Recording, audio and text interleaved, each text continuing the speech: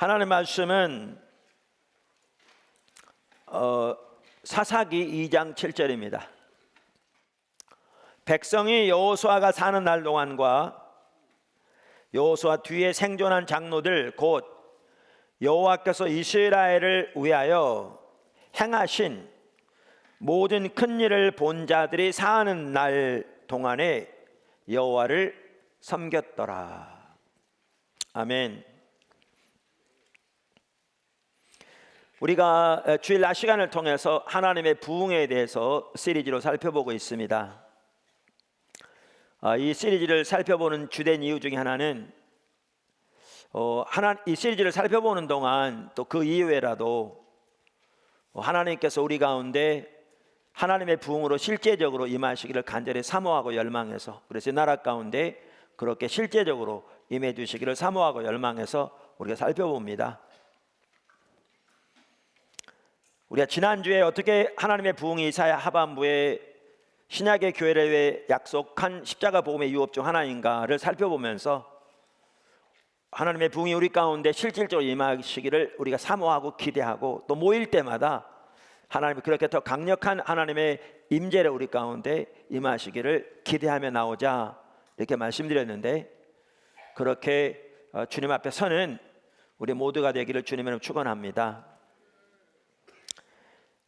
오늘은 제가 영적 순환에 대해서 먼저 살펴보는 것이 좋겠다 싶어서 그 부분을 살펴보려고 하는데, 제가 가능하면 이 시리즈를 진행하면서 이렇게 2000년 교회사에 있었던 하나님의 부흥에 대한 일부를 이렇게 하나씩 살펴보려고 합니다.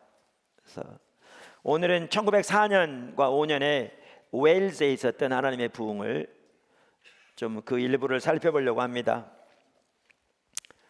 이 책 하나님을 경험하는 삶의 저자인 헨리 블랙가비 목사님이 지은 책입니다. 사실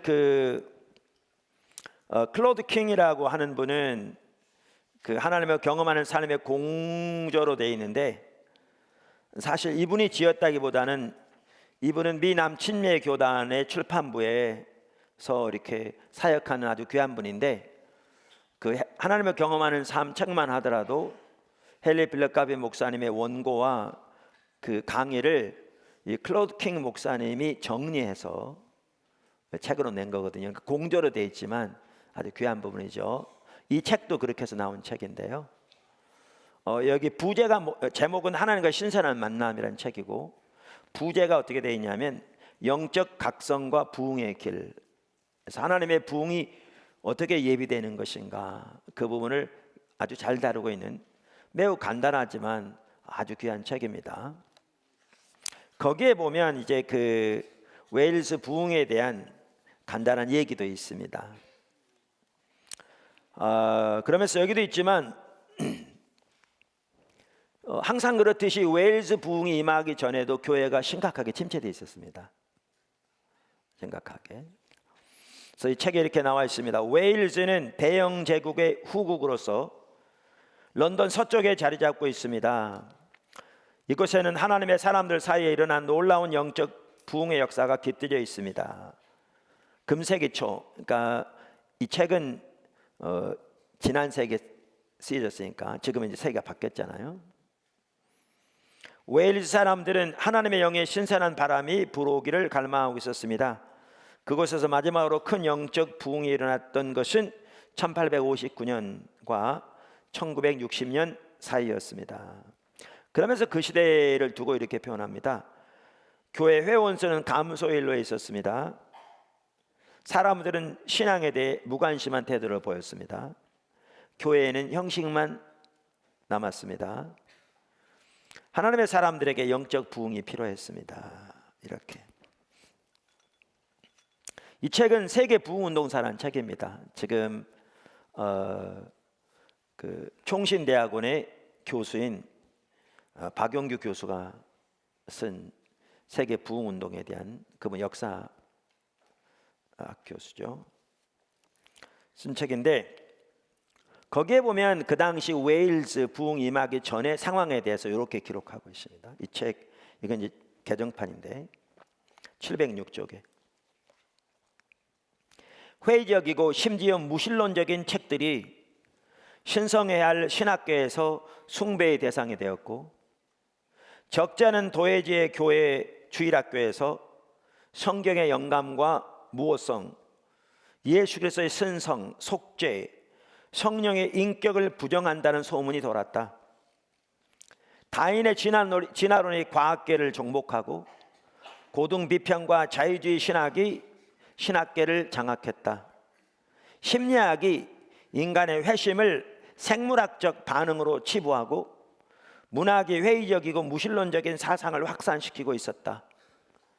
신학적 변천은 교회의 영적 생명력을 급감시켰고, 영적인 생명력을 상실한 교회는 더욱 병들어갔으며 사람들은 교회로부터 등을 돌리기 시작했다. 성경의 권위를 상실한 설교는 아무런 힘을 발휘할 수 없었다. 그 결과 1890년대부터 웨일즈 교세는 급감하기 시작하여 1900년까지 불과 10년 동안 12,844명이 감소했다. 그러니까 그 당시 그 인구에 보면 매우 큰 숫자죠. 그래서 이것은 결코 적은 숫자가 아니었다. 비공식적인 통계까지 포함한다면 그 수치는 더욱 증가했을 것이다. 교회는 침체되어 있고 하나님의 생명력인 교회 가운데 철저히 고갈되었으며, 교회는 세상적으로 어떠한 그 관심을 갖지 못하고 사회주의이고 세속적인 가치관은 온 사회에 팽배하고 믿는 자들은 날로 줄어가는 그런 상황이었습니다. 오늘날 사회와 전혀 다를 바 없습니다. 다를 바 없습니다. 이 상황에서 하나님의 부흥이 왔습니다. 특별히 에반 로버츠라는 그 젊은 청년을 통해. 에반 로버츠는 그 지역이 광산이 많았거든요. 제가 웨일즈에 몇 년 전에 가봤는데 지금도 그 폐광된 광산들이 그 지역에 그대로 많이 남아 있습니다. 그중에 하나는 아직 운영하는데 채굴을 하기 위해서보다는 관광객들을 위해서, 또 학생들의 견학을 위해서 지금도 있습니다. 그래서 에반 로버츠는 12살 때부터 탄광에서 일했습니다. 그러면서 그는 13살 때부터 무려 13년 동안 하나님의 부흥이 웨일즈에 임하기를 위해 기도했습니다. 어떨 때는 밤중에 일어나서 하나님의 부흥을 보내달라고 간절히 기도하기도 했습니다. 이 책은 생명의 말씀사에서 번역한 책인데 세계를 뒤바꾼 부흥의 불길이라는 책입니다. 웨슬리 듀얼이란 사람이 쓴 책인데요. 여기 이 책의 218쪽에 보면 그 에반 로버츠에 대해서 약간 기록되어 있습니다. 이렇게 제가 읽어보겠습니다. 당시 대부분의 소년들이 그랬던 것처럼 에반도 12세 때 탄광에서 일했다. 그러나 그는 13세 때부터 자기를 성령으로 충만하게 해 주시고 웨일즈의 부흥을 보내 주십사고 하나님께 계속 간구했다. 탄광에서 일하면서도 에반은 기도와 찬양과 성경 읽기를 계속했다. 저녁에 집에 들어오면 성경을 몇 시간씩 읽곤 했다. 그는 조용히 기도하곤 했는데 가슴속 깊은 곳에서 우러나는 거룩한 소원을 가지고 신음하듯 기도할 때도 종종 있었다. 식사하는 것도 있고 기도할 때가 많았으며 또 자다 말고 한밤중에 일어나 하나님께 부흥을 보내주십사고 간청하기 일쑤였다. 10대 젊은이, 하나님의 그를 통해서 웨일즈의 부흥이 왔을 때 그의 26살 때였습니다. 그 웨일즈의 부흥의 여파로 지난번에 나눈 것처럼 평양 대부흥이 왔습니다. 하나님께서 우리 교회 가운데 이렇게 귀한 청년들을 놀랍게 일으켜 세우고 계신데, 또 사단법인 청년 선교를 통해서 하나님께서 우리나라 다음 세대를 하나님께로 돌이키려는 거대한 톱니바퀴를 돌리고 계신데, 저는 우리 젊은이들 가운데 이러한 사람들이 많이 일어났으면 좋겠습니다. 하나님께서 그들을 그렇게 세워주셨으면 좋겠습니다. 이렇게 그는 하나님의 부흥을 위해 기도했는데, 그가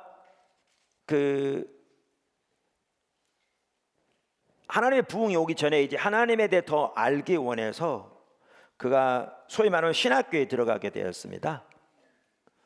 그래서 거기서 누구를 만나게 되었냐면 1904년 9월에 칼빈주의적 감리교도들의 전진운동 포워드 무브먼트라는 그 전진운동 소속 복음 전도자였던 세스 요호수아를 만나게 됩니다. 그래서 그 신학교에 있으면서 그의 집회에 참석해서 많은 이제 감명을 받게 되었는데, 그 에반 로버츠가 말씀드린 대로 그 이후로 1904년 10월 27일 그 세스 요호수아가 인도하는 집회에 참석합니다. 그때 20명의 젊은이들이 거기에 끼어 있었는데 그 중에 에반 로버츠도 있었죠. 그런데 그 다음날 오후 7시에 예배 시간에 그 세스 여호수아가 주여 우리를 꺾어주소서라고 기도로 예배를 마쳤는데, 그때 성령께서 에반 로버츠에게 이게 바로 내가 필요한 것이다 라고 하는 강력한 감동을 주셨습니다. 에반은 즉시 밖으로 나가서 주여 저를 꺾어주소서 라고 기도했고, 그날 그 다음 날이겠죠. 아침 9시 예배 시간에 성령께서 에반 로버츠에게 강력하게 마셨습니다. 그는 무릎을 꿇고 저를 꺾으소서 저를 꺾으소서 저를 꺾으소서라고 부르짖었습니다. 이 책은 이렇게 말합니다. 눈에서는 눈물이 흘러 내렸으며 얼굴에는 땀이 비어도 됐다. 13년간 기도해 온 에반은 마침내 성령으로 충만하게 되었다. 13년 동안 부흥을 위해 기도한 기도 역시 곧 응답될 예정이었다. 그러는 가운데 하나님의 성령께서 고향으로 돌아가라는 강력한 마음을 주셨습니다. 사실 에반 로버츠만 하더라도 강력한 성령의 인도를 받은 사람입니다. 심지어 부흥이 일어나기 전에 그는 환상을 보았습니다. 그런데 환상 중에 하나님이 10만이라고 적힌 글씨를 보여주면서 그를 통해 10만 명을 구원하실 것이라고 말씀하셨습니다. 그래서 그는 10만 명을 구원해 주도록 기도해 오기도 했습니다. 그런 차에 말씀드린 대로 고향으로 돌아가도록 하는 강력한 성령의 인도를 깨닫게 되었고, 그가 고향으로 돌아와서 그 모리아 채플에 담임 목사님으로부터 그 장소를 사용할 수 있도록 허락을 받았고, 1905년 10월 31일 그 조그마한 모리아 채플도 가봤습니다만 크지 않습니다.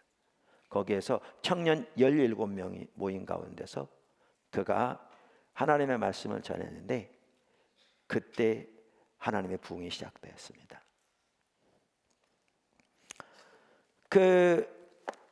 이 웨슬리 듀엘의 책에도 나오고 이 신선한 만남 책에도 나옵니다만은, 그날 저녁에 웨슬리가 전한 메시지, 에반 로버츠가 전한 메시지의 핵심은 크게 네 가지였습니다. 첫째, 모든 고백하지 않은 죄들을 버려야 한다. 심지어 그는 하나님 앞에서뿐만 아니라 사람 앞에서도 고백해야 한다, 이렇게 강력하게 말했고요. 두 번째는 모든 좋지 않은 습관을 버려야 한다. 그 다음에 성령님의 인도하시면 무엇이든지 즉시 순종해야 한다라는 것이었고, 그리스도에 대한 믿음을 공중 앞에서 고백해야 한다라는 것이었습니다. 그날 밤 17명 전체가 그의 메시지에 응답해서 예수 이름을 영접하고 구원을 받았고요. 밤마다 참석자가 늘어났고요. 하나님의 사람 사람들이 하나님께로 돌아오게 되었고 그곳 일대가 일대의 성령이 충만하게 부어졌고요. 그리고 그 부흥이 확산되기 시작했습니다. 그래서 그 웨일스 그 지역만 하더라도요 2달 만에 7만 명이 구원받았고요. 5개월 만에 8만 5천 명이 구원받았고요.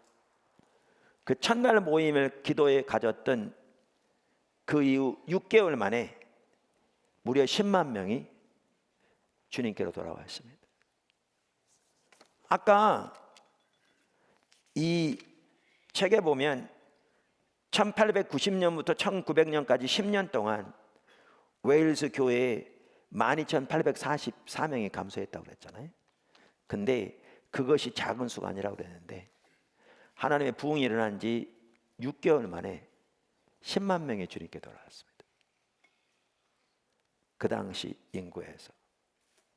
그리고 하나님께서 10만이라는 글씨를 선명히 보이시면서 환상 중에 10만 명을 구원하실 거라고 하셨는데 6개월 만에 그 일이 일어났습니다.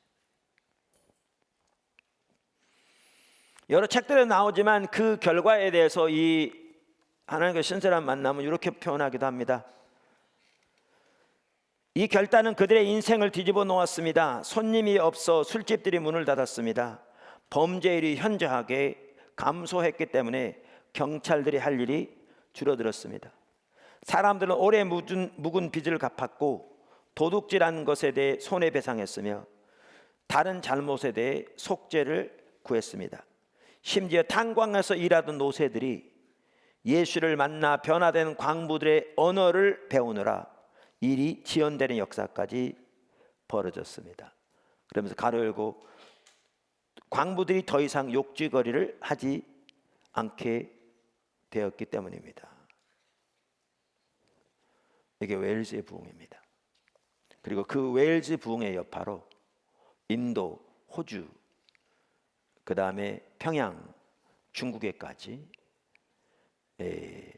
그 다음에 오순절 부흥회까지 하나님의 놀라운 역사가 확대되었습니다. 이게 하나님의 부흥인데요. 이게 우리가 하나님의 부흥을 이해함에 있어서 한 가지 살펴볼 매우 중요한 부분이 영적 순환입니다. 영적 순환입니다. 그래서 오늘은 그 부분을 살펴보려고 합니다. 첫째, 영적 순환. 신구약 전체를 보아도 우리는 영적 순환이 있는 걸 명확하게 볼 수 있습니다. 그리고 그것을 가장 잘 볼 수 있는 성경 중에 하나가 사사기입니다. 사사기입니다. 이게 사사기에 반복적으로 나옵니다. 그리고 그 사사기 중에서도 그것을 한눈에 볼 수 있는 성경이 사사기 2장입니다. 사사기 2장입니다. 오늘은 제가 본문으로 한 절만 읽었습니다. 왜냐하면 시간을 아끼기 위해서 또 어차피 살펴볼 거니까. 근데 사사기 2장에 보아도 이 영적 순환이 있는 것을 명확하게 볼 수 있습니다. 그 영적 순환을 간단하게 표현하면 다음과 같습니다. 작은 첫 번째, 하나님의 백성이 하나님과 동행하며 하나님을 섬긴다. 오늘 읽었던 본문 말씀이 그것을 잘 보여줍니다. 둘째, 하나님의 백성이 하나님을 떠난다. 그러니까 하나님의 백성이 지속적으로 하나님과 동행하면서 하나님을 섬기는 삶을 살면 좋은데 성경의 역사를 보아도 그렇고 2000년 교회 역사를 보아도 그렇고 심각한 사실은 하나님의 백성들이 하나님을 떠난다는 겁니다. 하나님을 떠난다는 겁니다.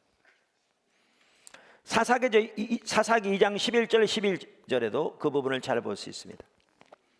이스라엘 자손이 여호와의 목전에 악을 행하여 바알들을 섬기며 애굽 땅에서 그들을 인도하여 내신 그들의 조상들의 하나님 여호와를 버리고 다른 신들 곧 그들의 주위에 있는 백성의 신들을 따라 그들에게 절하며 여호와를 진노하시게 하였으되.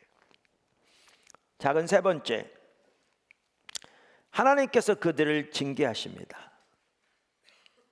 하나님이 그들을 징계하십니다. 가나안 백성들이 하나님을 떠나면 하나님이 그들의 죄로 인하여 그들을 징계하십니다. 그런데 하나님의 징계도 하나님의 사랑의 표현입니다.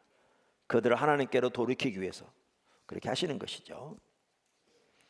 사사기 2장 14절 15절 여호와께서 이스라엘에게 진노하사 노략하는 자의 손에 넘겨주사, 하나님의 백성을 노략하는 자의 손에 넘겨주셨다 이렇게 표현합니다. 하나님이 넘겨주신 거죠.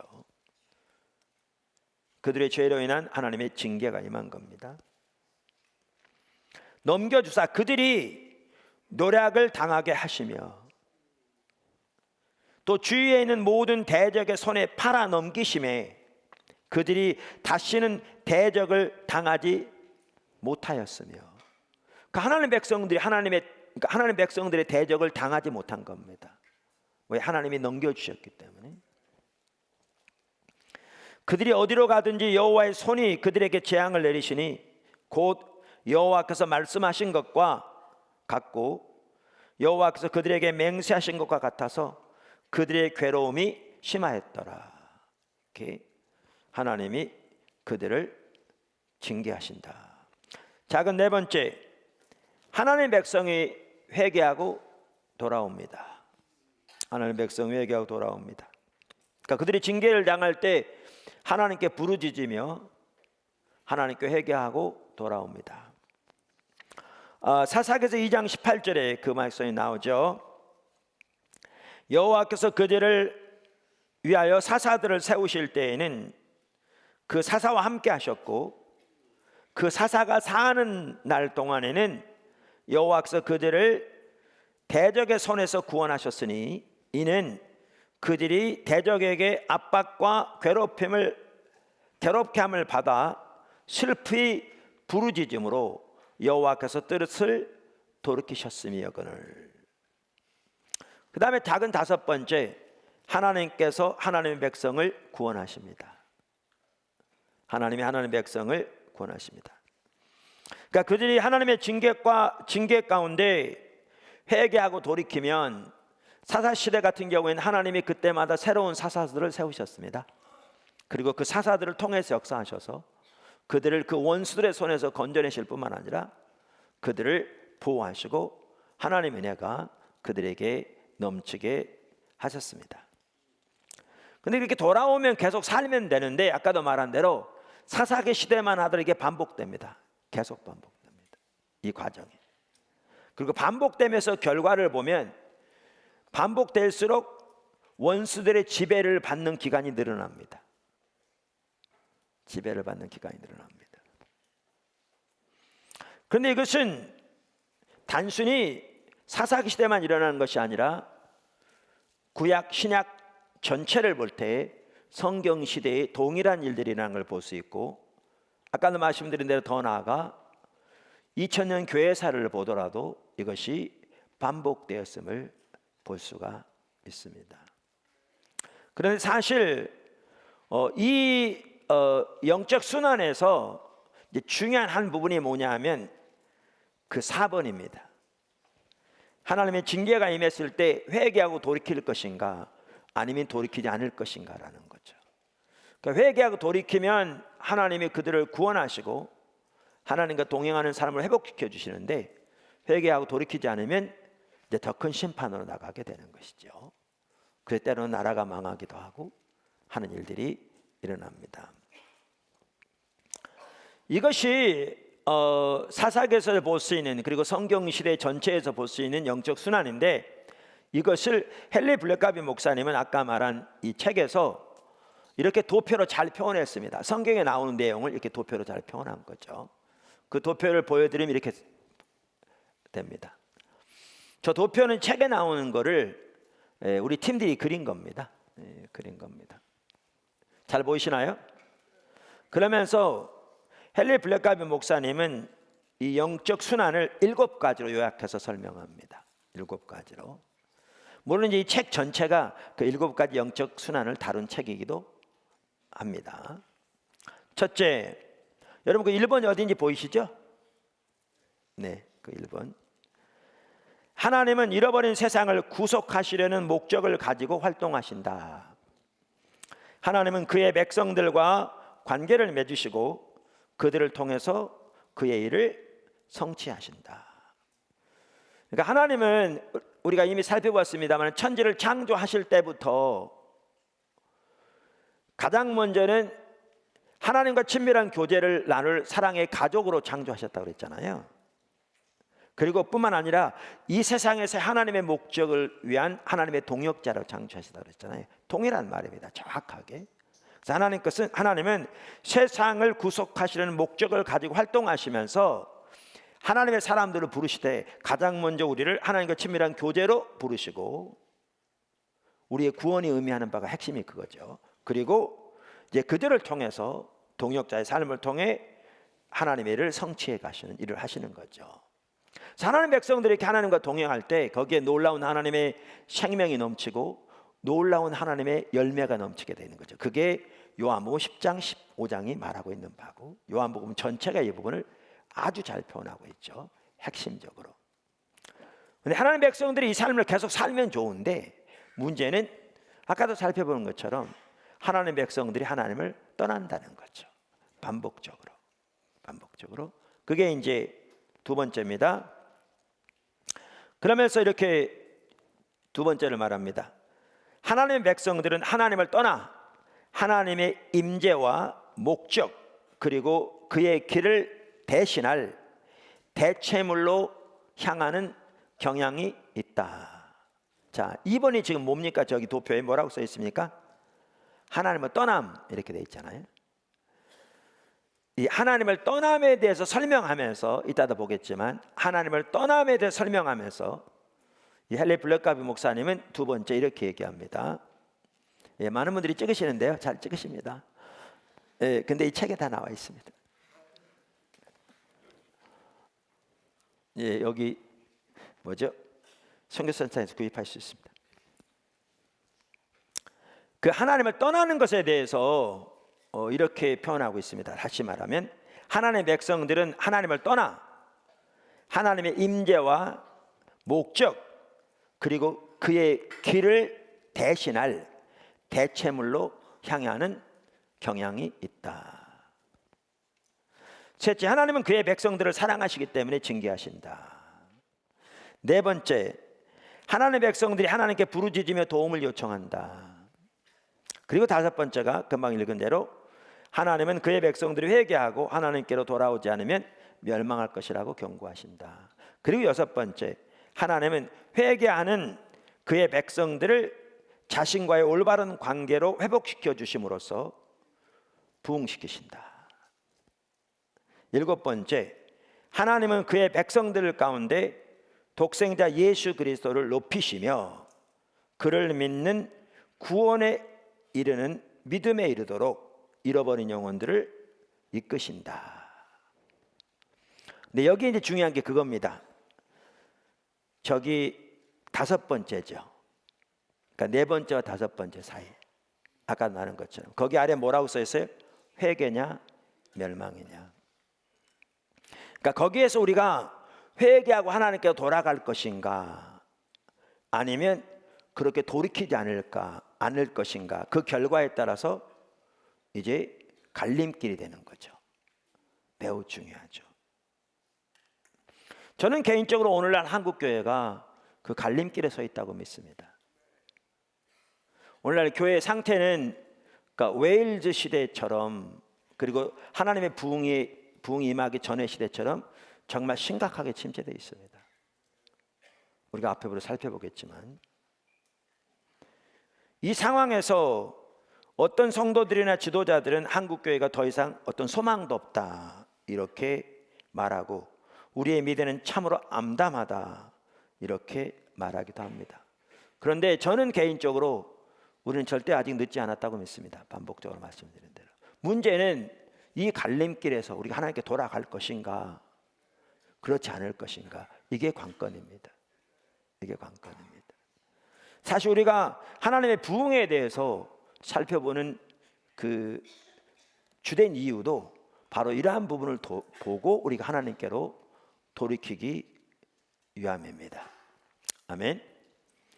네, 자 첫째 영적 순환에 대해 살펴봤습니다. 그러니까 이 순환은 이 이 부흥의 시리즈를 살펴보는 내내 또 그 외에라도 여러분들이 늘 머릿속에 기억하고 계시면 우리의 신앙과 영적인 상태를 이해하는데 좋은 도움이 될 줄로 믿습니다. 좋은 도움이 될 줄로 믿습니다. 아멘. 자, 두 번째, 하나님의 다림줄. 근데 여기 한 가지 중요한 게 있습니다. 이 도표를 다시 한번 보실래요? 그 가운데 뭐라고 써 있습니까? 하나님의 다림줄이라고 써 있습니다.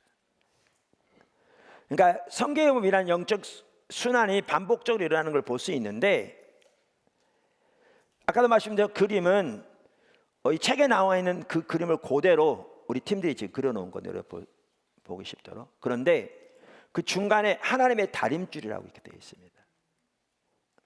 그러니까 이분도 이 순환을 이해하는 것뿐만 아니라 우리 신앙 전체를 이해함에 있어서 이 하나님의 다림줄이 얼마나 중요한 것인가를 올바로 인식하고 있기 때문에 저렇게 써놓은 거죠. 그래서 우리가 영적 순환을 이해함에 있어서도 저 하나님의 다림줄을 올바로 이해하는 게 매우 중요합니다. 그래야 올바로 이해할 수 있습니다. 그래서 큰 두 번째 제가 살펴보려고 하는 게 뭐냐면 바로 하나님의 다림줄입니다. 하나님의 다림줄. 아멘. 말씀드린 대로 하나님의 다림줄은 우리 신앙의 모든 부분에서 가장 중요한 부분 중 하나입니다.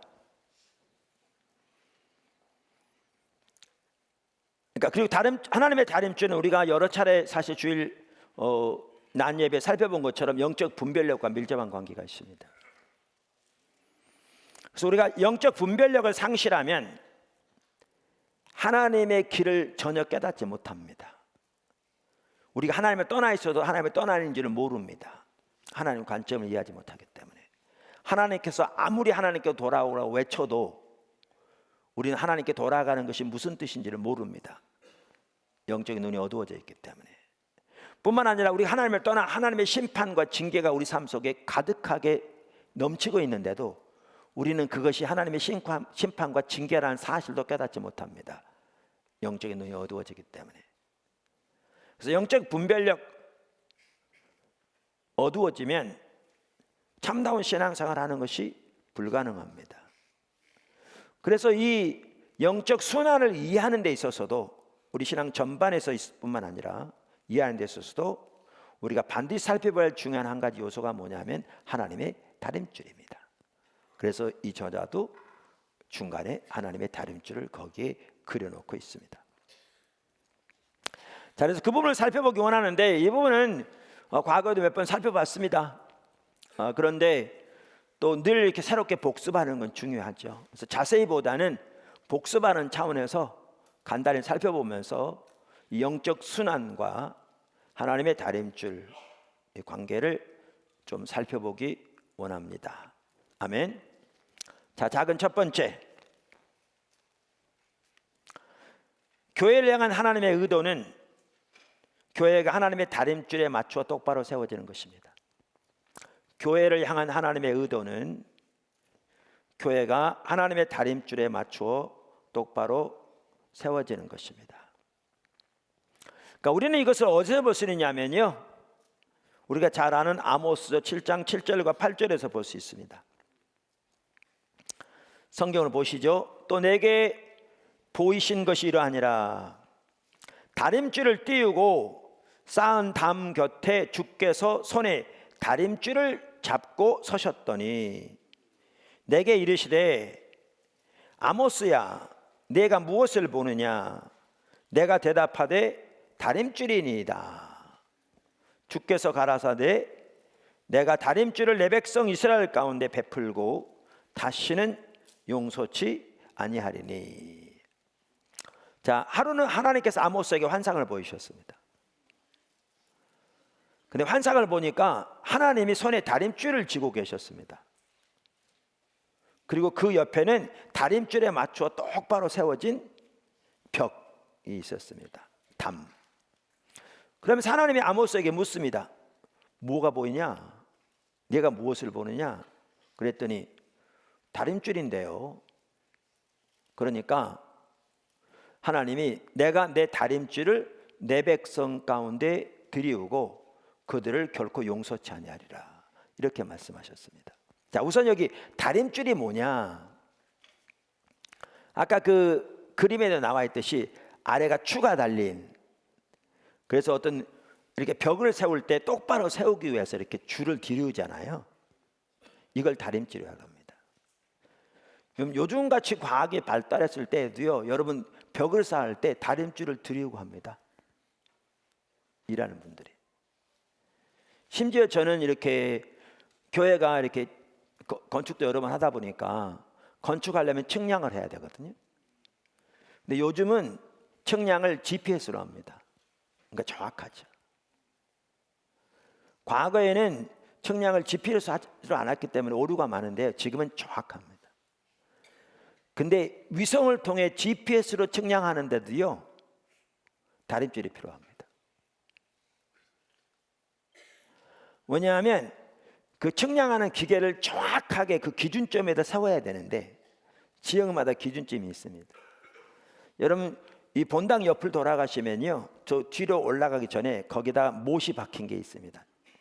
그게 측량할 때 쓰는 이 지역을 위한 기준점입니다. 근데 그 기계를 거기다 올려놓는데 정확하게 기준점에 올려놓는 것을 하기 위해 뭐 하느냐? 다림줄을 들여옵니다. 그리고 거기서부터 이제 GPS로 측량을 합니다. 그런데 오늘 이 본문에 보면 어디 이 본문에 하나님의 교회를 향한 하나님의 의도가 나오느냐 이렇게 질문할 수 있는데, 바로 그 다림줄에 맞추어 똑바로 세워진 담이 있었다 그랬는데, 이 담이 누구를 가리키느냐? 이스라엘을 가리킵니다. 하나님 백성. 그러니까 하나님은 하나님의 백성이 정확하게 하나님의 다림줄에 맞추어 똑바로 세워지기를 기대하신 거죠. 이게 하나님의 백성을 향한 하나님의 의도죠. 근데 그 당시에 이스라엘 백성들이 그 하나님의 길에 떠나니까 그들을 심판하실 것을 말씀하시면서 심판도 하나님의 다림줄을 가지고 하실 거라 이렇게 말씀하고 있는 구절이 아까 살펴본 아모스 7장 7절과 8절입니다. 그러면 신약의 교회는 새 이스라엘입니다. 이방인과 유대인을 합하여 한 새 백성을 만드신 것이 신약의 교회거든요. 그래서 신약의 교회를 새 이스라엘이라 부르기도 합니다. 그런 의미에서 볼 때 아모스 7장 7절과 8절은 신약의 교회를 위한 하나님의 뜻도 여기에 정확하게 들어 있습니다. 그래서 이 구절에서 보면 신약의 교회를 향한 하나님의 기준은, 의도는 교회가 철저하게 하나님의 다림줄에 맞추어 세워지는 것입니다. 교회가 철저하게 하나님의 다림줄에 맞추어 세워지게 될 때에 그 교회 가운데 하나님의 놀라운 생명의 역사가 넘치게 될 것입니다. 거기 하나님의 임재가 넘치게 될 겁니다. 거기에 무엇보다 하나님의 영광이 임할 것입니다. 뿐만 아니라 그렇게 교회가 세워질 때 하나님의 백성들이 하나님의 의도하신 모습들은 놀라고 회복되어질 뿐만 아니라 하나님의 교회를 음부의 권세가 이기지 못하리라고 예수님께서 말씀하신 대로 그 놀라운 승리와 능력이 그곳에 함께 할 것입니다. 그리고 하나님의 부흥이 임할 때도 그렇게 교회가 철저하게 하나님의 다림줄에 맞추어 세워지는 것이 핵심입니다. 문제는 오늘날의 목회자들뿐만 아니라 우리 성도들이 하나님의 일하는 관점에 대해서 거의 관심이 없다는 겁니다. 이거는 교회를 위한 하나님의 기준일 뿐만 아니라 우리 개인의 삶을 위한 하나님의 의도이기도 한데, 우리는 이러한 하나님의 의도와 계획에 대해서 너무나 관심이 떠나 있는 거죠. 자, 작은 두 번째, 하나님의 다림줄과 영적 분별력의 정의. 하나님의 다림줄이란 말과 영적 분별력은 서로 다른 걸 의미합니다. 그런데 서로 밀접한 관계가 있습니다. 그래서 상호 교환적으로 사용할 수 있습니다. 그러면 먼저 하나님의 다림줄이란 말은 뭐냐? 하나님의 다림줄은 성경에 나와 있는 하나님의 기준을 말합니다. 하나님의 기준. 그러니까 하나님의 의도는 하나님의 교회가 철저하게 하나님의 다림줄에 맞춰 세워지는 것이다. 그 말은 하나님의 교회가 성경에 나와 있는 하나님의 기준에 맞춰 철저히 세워지는 것이다. 그 말입니다. 성경 66권을 우리는 정경이라고 합니다. 정경이란 말은 영어로 캐논이란 말인데 그 말은 자라는 뜻입니다. 자. 다시 말하면 기준이라는 말이죠. 기준. 그래서 성경에 우리의 신앙과 우리의 삶과 우리의 사역을 위한 혹은 우리의 신앙과 우리의 실천을 위한 하나님의 기준이 들어 있습니다. 그래서 성경이 하나님의 기준으로서 정경입니다. 정경입니다. 그래서 교회가 철저하게 하나님의 다림줄에 맞춰 세워져야 한다는 말은 교회의 전반적인 영역에서 성경에 나와 있는 하나님의 기준에 맞추어 세워져야 한다. 그 말입니다. 우리 개개인의 삶과 우리 개개인의 신앙이 철저하게 그렇게 우리 신앙의 모든 면에서 하나님의 기준에 맞춰 세워져야 한다. 그 말입니다. 그리고 거기에 하나님의 은혜와 생명이 넘치게 될 것입니다. 할렐루야. 자, 그러면 영적 분별력은 뭐냐? 영적 분별력은 바로 그 하나님의 기준인 하나님의 다림줄을 볼 수 있는 성령이 주시는 영적인 능력을 말합니다. 성경에서 하나님의 다림줄을 볼 수 있는 성령이 주시는 영적인 능력을 말합니다. 그러니까 하나님의 다림줄을 볼 수 있기 위해서 우리는 당연히 성경을 잘 아는 게 중요합니다. 그건 재론의 여지가 없습니다. 아무리 강조해도 지나침이 없습니다. 그러나 분명한 사실은 성경만 잘 안다고 하나님의 다림줄을 볼 수 있는 것이 전혀 아닙니다. 그 대표적인 예가 예수님 시대의 바리새인들이었습니다. 그들은 누구보다 성경적인 지식이 뛰어났습니다. 그리고 그들의 성경적인 지식은 정통이었습니다. 뭘 보면 알 수 있냐면 예수님께서 마태복음 23장 2절과 3절에서 자기 제자들에게까지 바리새인과 서기관들이 모세의 자리에 앉았으니 너희는 반드시 저들이 하는 말을 다 지키고 행하라, 이렇게 명령하신 명령에서도 볼 수 있습니다.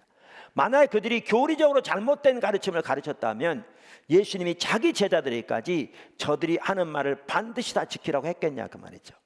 이처럼 그들은 성경적인 지식이 누구보다 뛰어났고 누구보다 또한 정통적이었을지 몰라도 그들은 영적인 눈이 철저히 어두워져 있었기 때문에 하나님의 다림줄을 전혀 깨닫지 못했습니다. 그래서 그들의 신앙, 그들의 예배, 그들의 삶은 철저하게 하나님의 다림줄에서 벗어난 것이었습니다. 다시 말합니다. 그들의 신앙, 그들의 예배, 그들의 삶은 철저하게 하나님의 다림줄에서 벗어난 것이었습니다. 근데 그들은 그 사실도 몰랐습니다. 왜요? 눈이 어두워져 있었기 때문에. 영적인 눈이 어두워져 있었기 때문에. 자, 작은 세 번째, 하나님 앞에서는 하나님의 다림줄만 통합니다. 하나님 앞에서는 하나님의 다림줄만 통합니다. 하나님은 주권자이십니다. 그렇기 때문에 하나님 앞에서는 하나님의 다림줄, 즉 하나님의 기준만 통합니다. 다시 말하면 하나님 앞에서는 인간의 기준이나 인간의 생각이나 인간의 조건이나 인간의 의견이 아무런 의미가 없습니다. 다시 말합니다. 매우 중요한 말입니다. 하나님은 주권자 하나님이기 때문에 하나님 앞에서는 하나님의 다림줄만 통합니다. 그래서 하나님 앞에서는 인간의 생각이나 인간의 의견이나 인간의 기준이나 인간의 조건이 아무런 의미가 없습니다. 이것을 반드시 기억하셔야 합니다. 반드시 기억하셔야 합니다. 할렐루야.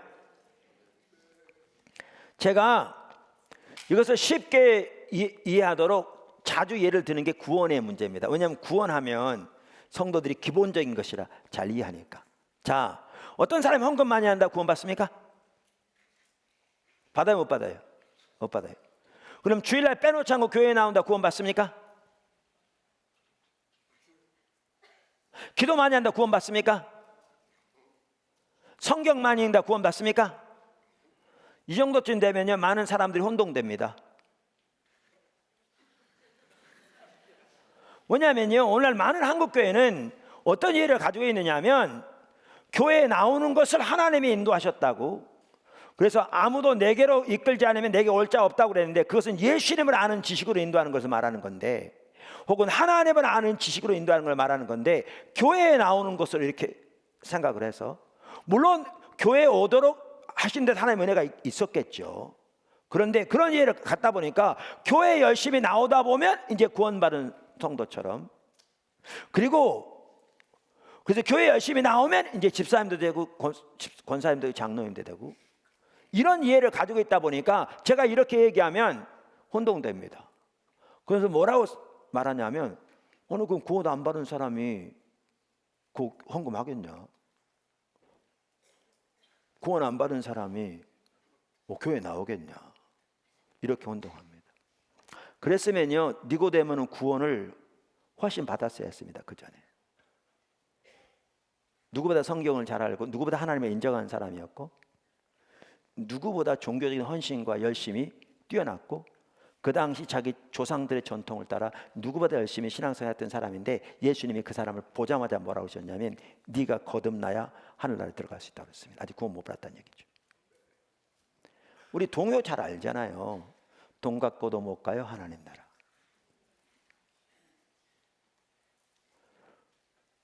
근데 그만큼 오늘날은 많이 혼동되어 있습니다. 그러니까 아까 말씀드린 내용들이 구원의 열매는 될 수 있을지 모르지만 구원의 조건은 될 수가 없는 것이지요. 그러면 구원받는 유일한 길은 무엇입니까? 우리를 위해 십자가에 돌아가시고 부활하신 하나님의 아들 예수 그리스도를 믿는 것이지요. 그게 왜 구원의 유일한 길인 줄 아십니까? 그게 우리의 구원을 위해 하나님이 제시하시는 유일한 기준이기 때문에 그렇습니다. 다시 말합니다. 그게 예수를 믿는 믿음이 하나님이 우리의 구원을 위해 제시하신 유일한 하나님의 기준이기 때문에 그렇습니다. 그래서 아까 말씀드린 대로 사람의 의견이나 생각이나 조건은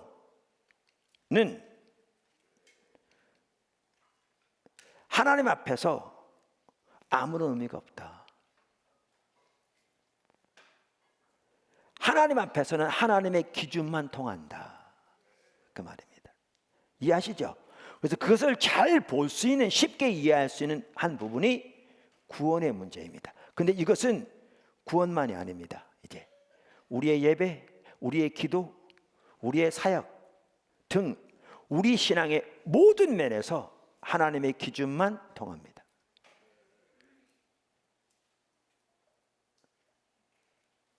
이걸 기억하셔야 합니다.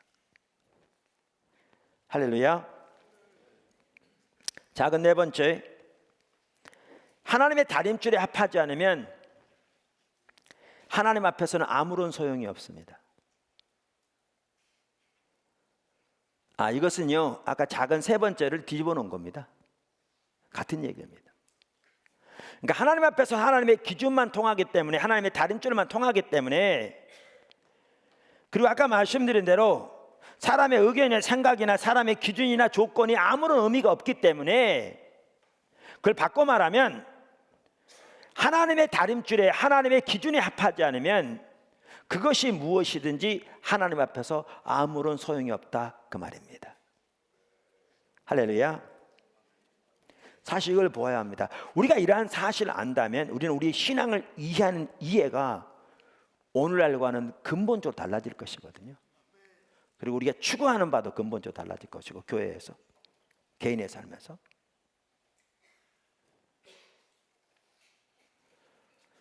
그러니까 이걸 다른 말로 하면 아무리 큰 종교적인 희생이나 헌신이라 할지라도 그것이 하나님의 다림줄에 합하지 않으면 하나님 앞에서 아무런 의미가 없다, 그 뜻입니다. 우리의 기도, 우리의 예배, 우리의 사역 등 우리 신앙의 모든 면에서 심각하죠. 그러니까 이 부분을 잘 볼 수 있는 성경적인 예 중에 하나가 요한계시록 3장에 나오는 사대교회에 보내진 편지입니다. 사대교회에 보내진 편지.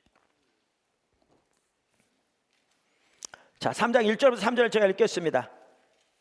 사대교회 사자에게 편지하기를 하나님의 7영과 7별을 가지시니가 가라사대 내가 내 행위를 아노니 내가 살았다는 이름은 가졌으나 죽은 자로다. 너는 일깨워 그 남은 바 죽게 된 것을 굳게 하라. 내 하나님 앞에 내 행위에 온전한 것을 찾지 못하였으니 그러므로 내가 어떻게 받았으며 어떻게 들었는지 생각하고 지키어 회개하라. 만일 일깨지 아니하면 내가 도적같이 이르리니 어느 시에 내게 임할는지 내가 알지 못하리라. 자, 그러면 여기 보십시오. 사대교회에 편지하는데 사대교회는 어떤 교회였습니까? 여기 보면 내가 살았다는 이름을 가졌다 이렇게 돼 있죠. 우리가 이 부분도 살펴봤기 때문에 잘 아는 내용입니다.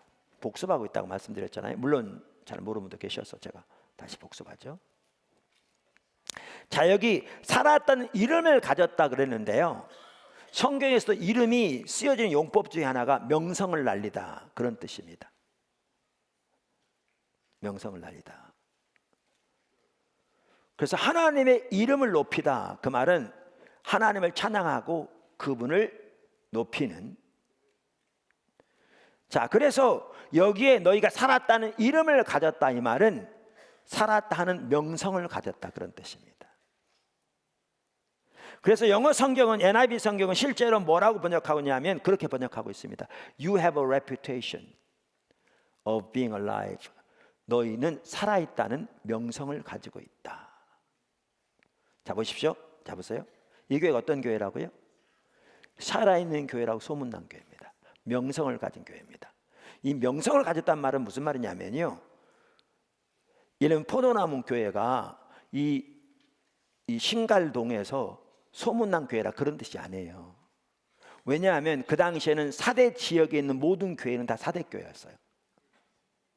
그러니까 이 말은 사대 지역에 있는 모든 성도들이 자기들의 교회를 살아있는 교회라고 자부했을 뿐만 아니라 주변 지역에 있는 모든 하나님의 교회들이 이 사대교회를 두고 살아있는 교회라고 칭송이 자자한 교회였다 그 말이에요. 보십시오. 사람들의 의견, 사람들의 평가. 근데 주님은 뭐라고 했어요? 너희는 죽었다 이렇게. 이 둘을 보시오. 얼마나 극명하게 차이가 나는지 이걸 보셔야 합니다. 자기들뿐만 아니라 주변의 교회들에서 살아있는 교회라는 명성이 자자했는데 주님은 그 교회를 향해서 뭐라고 말씀하시냐면 너희는 죽었다 이렇게 말씀하세요. 얼마나 이 이해가 극명하게 다른가를 보십시오. 근데 제가 늘 말씀드린 게 이거예요. 하나님 앞에서는 하나님의 다른 줄만 통해요. 사람들의 의견이나 사람들의 평가나 사람들의 기준이나 사람의 생각이 아무런 의미가 없어요.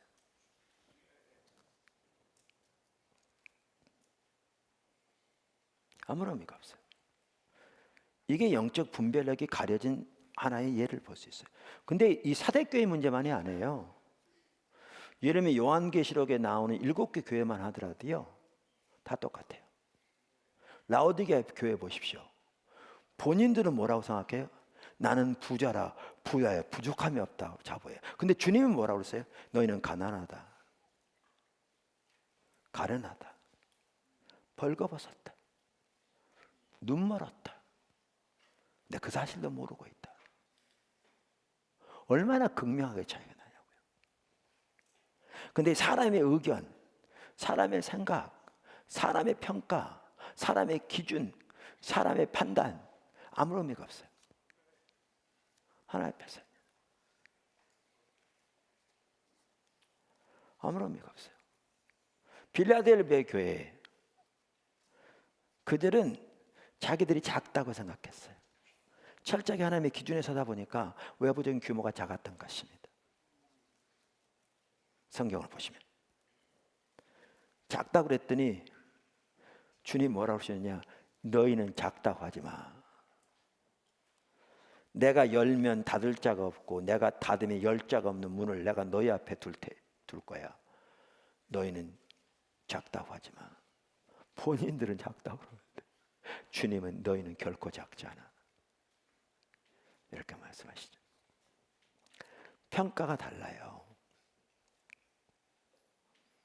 성경 전체에서 볼 수 있고요. 요한계시로 나오는 7개 교회만 하더라도 명확하게 볼 수 있어요. 근데 이때 중요한 게 있어요. 사람의 평가는 아무런 의미가 없어요.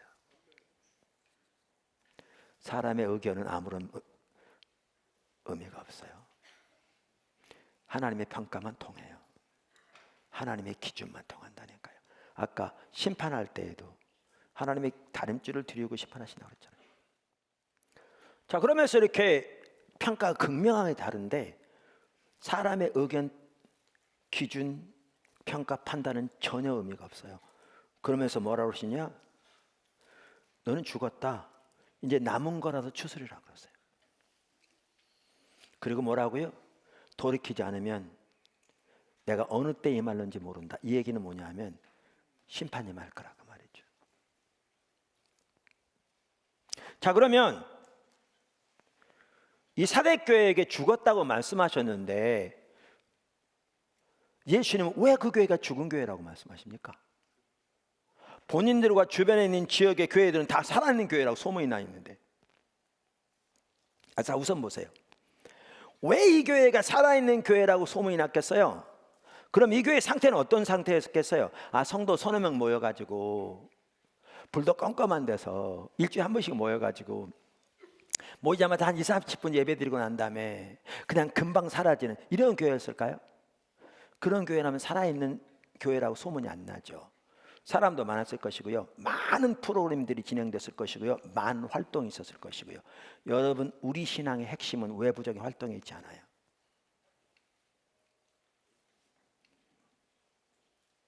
그랬겠죠. 그런 교회인데 왜 예수님은 그 교회를 향해 죽어 있다고 그러셨어요? 여기 편지에 답이 있어요. 이렇게 돼 있어요. 내 하나님 앞에 내 행위에 온전한 것을 찾지 못하였노니, 그러면서 그러므로 내가 어떻게 받았으며 어떻게 들었는지 생각하고 지키어 회개하라. 여러분, 여기 내가 어떻게 받았으며 어떻게 들었는지, 이 말은 무슨 뜻이에요? 사도들로부터 전파된 하나님의 말씀을 말합니다. 할렐루야. 사도들로부터 전파된 하나님의 말씀을 말해요.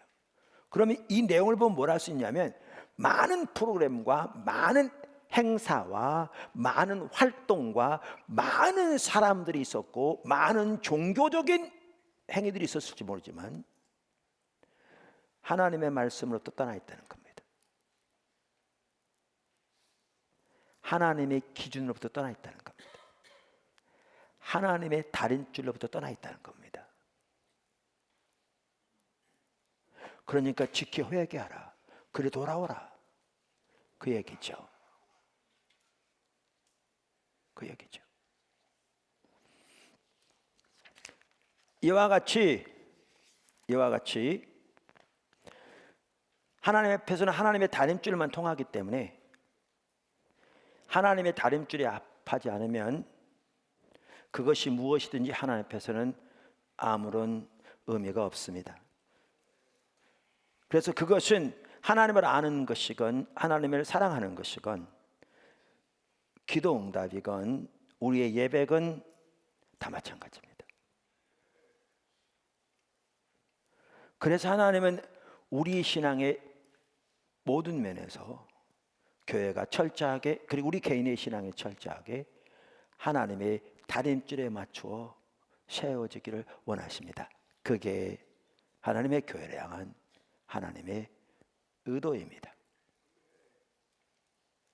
그리고 말씀드린 대로 그렇게 교회가, 또 우리 개인이 하나님의 다림줄에 맞추어 똑바로 세워질 때 거기에 놀라운 하나님의 임재와 하나님의 생명과 하나님의 은혜와 하나님의 영광과 하나님의 회복의 역사와 하나님의 살아있는 실질적인 역사들이 넘치게 될 것입니다. 자, 이제 다섯 번째, 작은 다섯 번째입니다. 신앙이 타락하면 하나님의 다림질이 가려집니다. 신앙이 타락하면 하나님의 다림질이 가려집니다. 그러니까 우리 신앙이 타락하면 우리 신앙의 본질은 무엇보다 하나님과 친밀한 교제인데, 하나님은 그분을 알고, 하나님을 안다는 말은 하나님에 관해서 교리적으로 아는 것을 말하는 게 아니라 그것은 당연히 전제되는 것이고, 하나님과 동행하는 삶을 통해서 하나님의 성품과 의도를 친밀하게 안다는 것인데, 그렇게 하나님을 알고 그분을 우리의 존재를 다해 사랑하는 하나님의 친밀한 교제입니다. 우리 신앙의 본질이 그겁니다. 그래서 이것은 귀가 따갑도록 들어도 정말 중요한 말씀입니다. 그 다음에 그렇게 하나님과 친밀한 교제 가운데 있는 사람은 철저하게 하나님의 목적을 보고 그 일에 온 사람과 동참하는 삶을 살게 되어 있습니다. 그래서 그것이 신앙의 본질이고요, 이 신앙의 본질은 하나님 중심적인 삶과 반드시 같이 가게 되어 있습니다. 하나님 중심적인 삶은 하나님의 자원으로 하나님의 목적을 위해 하나님의 방법대로 사는 삶입니다. 우리가 지난주에 살펴봤듯이 예수님이 누구보다 이 삶을 사셨고, 그것을 요한복음이 어느 성경보다 잘 말해주고 있고, 하나님께서 인간을 창조하실 때부터, 아담을 창조하실 때부터 하나님이 이 부분을 말씀하셨고, 이게 하나님이 아담을 창조하신 가장 핵심적인 목적이고 본질이었고, 이 삶을 살 때 요한복음에 보면 하나님의 생명이 넘치고 하나님의 열매가 넘칠 거라고 말씀하실 뿐만 아니라, 아담과 하와가 이 삶을 살아갈 때 에덴 동산에 그 놀라운 하나님의 생명 역사들이 넘쳤던 것처럼, 그게 하나님이 인류를 향해, 특별히 구원받은 우리들을 향해 의도하신 하나님의 백성을 위한 삶입니다. 이게 신앙의 본질입니다. 그런데 이 신앙의 본질에 떠나는 것이 하나님을 버린 겁니다. 하나님의 관점에서는. 그런데 신앙의 본질에 떠나면, 즉 우리 신앙이 타락하면, 그것을 성경은 하나님 버린 것이라고 그러는데, 하나님 버리면 영적인 눈이 어두워집니다. 분별력이 어두워집니다. 그러니까 하나님의 관점에서 못 보게 됩니다. 못 보게 됩니다. 이게 심각합니다. 말씀드린 대로 영적인 분별력이 어두워지면 하나님의 다림줄을 볼 수 없기 때문에 바리새인들이 그랬던 것처럼 무엇이 참다운 신앙인지는 모를 뿐만 아니라, 무엇이 참다운 신앙인지는 모르니까 자기가 잘못됐다는 사실도 모르고, 분별력이 어두워져 있기 때문에 하나님의 심판이 자기 삶 속에 가득한데도 그게 하나님의 심판이라는 사실도 전혀 모르고, 하나님께 돌아오라고 목이 터져라 외치고 계신데도 하나님께 돌아갈 필요성을 전혀 인식하지 못할 뿐만 아니라 하나님께 돌아간다는 말이 무슨 말인지도 모르게 되는, 그렇게 되어버립니다. 그렇게 되어버립니다. 자, 그래서 우리가 그것을 잘 볼 수 있는 구절이 제가 보기에는 이사야서 1장 10절입니다. 그렇기 때문에 제가 이 부분을 볼 때마다 그 부분을 보는 거죠. 이사야서 1장 10절부터 15절. 잘 아는 내용이니까 다시 한번 읽겠습니다. 너희 소돔의 관원들아, 여호와의 말씀을 들을지어다. 너희 고모라의 백성아, 우리 하나님의 법에 귀를 기울일지어다. 여호와께서 말씀하신 너희의 무수한 재물이 내게 무엇이 유익하뇨? 나는 순양의 번제와 살진 짐승의 기름에 배불렀고, 나는 숫송아지나 어린 양이나 순염소의 피를 기뻐하지 아니하노라. 너희가 내 앞에 보이러 오니 이것을 누가 너희에게 요구하였느냐? 내 마당만 밟을 뿐이니라. 헛된 재물을 다시 가져오지 말라. 분양은 내가 가증히 여기는 바요, 월삭과 안식일과 대회로 모이는 것도 그러하니 성회와 아울러 악을 행하는 것을 내가 건디지 못하겠노라. 내 마음이 너희 월삭과 정한 절기를 싫어하나니 그것이 내게 무거운 짐이라 내가 지기에 곤비하였느니라. 너희가 손을 펼 때 내가 내 눈을 너희에서 가리고 너희가 많이 기도할지라도 내가 듣지 아니하리니 이는 너희 손에 피가 가득함이라. 자, 이 구절을 보면 우리는 뭘 할 수 있냐면요, 그 시대가 영적으로 정말 타락한 시대인 걸 볼 수 있어요. 왜? 그 시대를 소돔 백성 고모라의 백성이라고 부르고 있거든요. 그 시대가. 심지어 그 시대를 이사야서 1장 4절에 보면 슬프다 범죄한 나라여 허물진 백성이요 행악의 종자여 행위가 부패한 자식이로다. 그들이 여호와를 버리며 이스라엘의 거룩하신 이를 만월히 여겨 멀리하고 물러갔도다. 이렇게 되어 있으니까 하나님을 버린 시대라고 명확하게 써 있어요. 행악의 종자라고, 행위가 부패한 자라고. 뿐만 아니라 그들의 예배에 대해서 하나님이 얼마나 신랄하게 책망하고 계신가를 보십시오. 여기 보시면 11절 너희의 그 모든 희생이 내게 무엇이 유익하냐? 내가 기뻐하지 않는다. 12절 내 마당만 밟고 지나간다. 13절 헛된 재물 다시 가져오지 말라. 내가 가증히 여긴다. 내가 견디지 못하겠다. 14절 내가 너희의 그 모든 예배를 싫어한다. 영어로 hate. 내가 증오한다. 그 말이죠. 자, 이렇게 예배가 하나님 앞에 타락했던 걸 볼 수 있어요. 이렇게. 근데 이제 문제는 이거죠. 문제는 이거예요.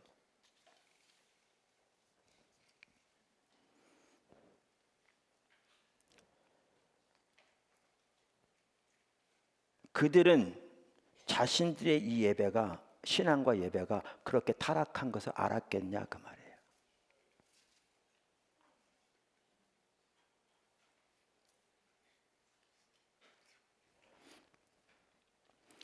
그러니까 그래서 우리가 성경을 자세히 읽을 필요가 있는데, 아까 그 구절을 자세히 보면 뭘 볼 수 있냐면 그들은 안식일을 지켰고 매월 첫날 하나님께 특별한 예배를 드리도록 명령한 율법에 월삭 예배를 드렸고 모든 대회와 절기를 율법대로 드린 걸 볼 수 있어요.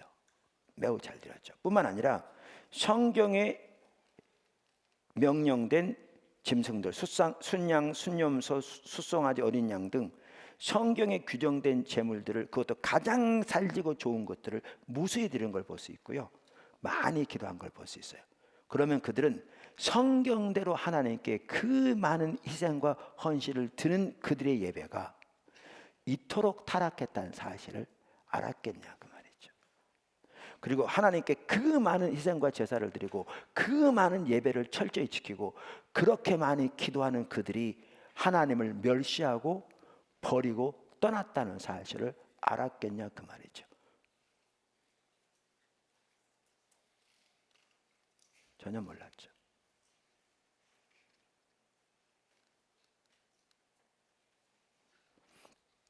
그러니까 늘 말씀드리는데 성경은 하나님의 관점에 쓰여진 겁니다.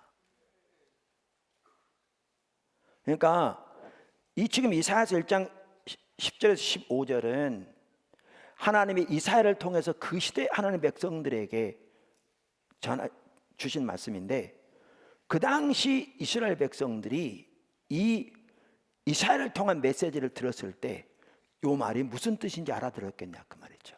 금방 말씀 그들은 안식일, 월삭 모든 대회와 절기를 그토록 철저히 지키고 하나님께 그 많은 희생과 제사를 성경대로 드리고 그렇게 많은 기도하고 있는 그들인데, 그들에게 이렇게 말씀하셨을 때, 성경대로 드리는 예배를 이토록 타락하다고 말씀하셨을 때 그들이 알아들었겠냐 그 말이죠. 전혀 못 알아들었습니다. 성경에는 안 남아 있는데요, 전승에 의하면 그들이 이사야를 산채로 톱으로 죽여 죽였거든요. 그러면 그들이 하나님께 이 많은 희생과 제사를 드리는 그들이 이사야가 하나님의 선지자라고 생각했더라면 톱으로 켜 죽였겠습니까? 그럼 왜 톱으로 켜 죽였겠습니까? 이사야가 거짓 선지자라고 생각해서 톱으로 켜 죽였겠죠. 왜요? 자기들은 그렇게 신앙생활을 잘하는데, 그리고 성경대로 드리는 이 예배를 이토록 신랄하게 비판하니까 저놈 잘못됐다고 해서 톱으로 켜 죽인 거죠. 근데 왜 이사야서가 성경에 받아들여졌죠? 역사가 이사야가 참다운 선지자인 걸 증명한 거죠. 그러니까 성경에 받아들여져서 오늘날은 그 시대 이스라엘 백성들이 잘못된 걸 우리는 잘 알죠. 왜요? 성경에 이렇게 써 있으니까. 근데 그들은 전혀 몰랐죠. 왜 몰랐는 줄 아십니까? 분별력이 어두워져 있었죠.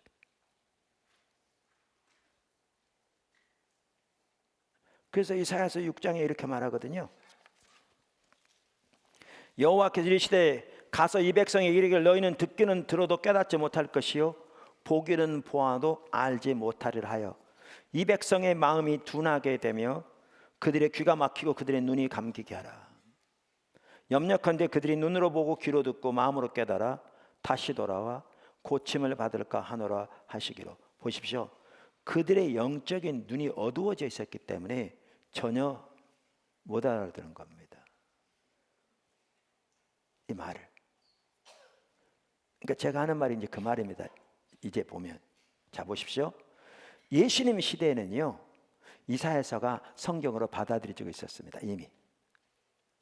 그래서 바리새인들은 이사야서를 연구하고 묵상하고 암송했습니다. 다른 성경과 함께.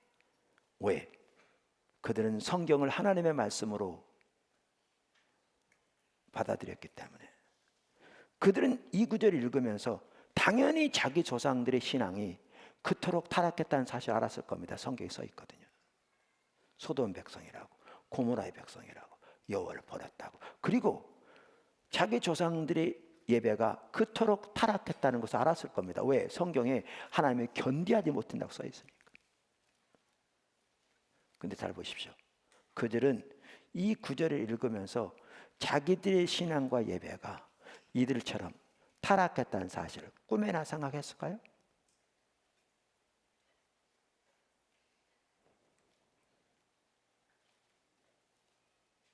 상상도 하지 않았겠죠. 그들은 이 구절을 가지고 설교 많이 했을 겁니다. 근데 하나님은 뭐라고 그랬어요? 반복적으로 이사야가 너희에게 대해 잘 예언하였도다. 마태복음 13장 15절. 이사야의 예언이 저들에게 이루었으니. 그러니까 이 말은 뭐냐 하면 이사야서 예를 들면 1장부터 1장 10절부터 15절 아까 읽은 이 구절이 가장 먼저는 이사야 시대를 두고 한 말씀이지만 이 말씀이 정확하게 예수님 시대 바리새인들에게도 해당되는 말씀이었다 그 말이에요. 바리새인들의 신앙과 예배가 정확하게 이사야 시대와 똑같았다는 얘기입니다. 그래서 예수님이 그들의 예배를 견디하지 못하시고 채찍을 만들어 성전에 들어가셔서 쫓아내시고 짐승들을 탁자로 엎어버리셨잖아요. 뿐만 아니라 바로 그 시대에 심판을 말씀하시고 그 예수님의 말씀이 40년도 채 안 돼서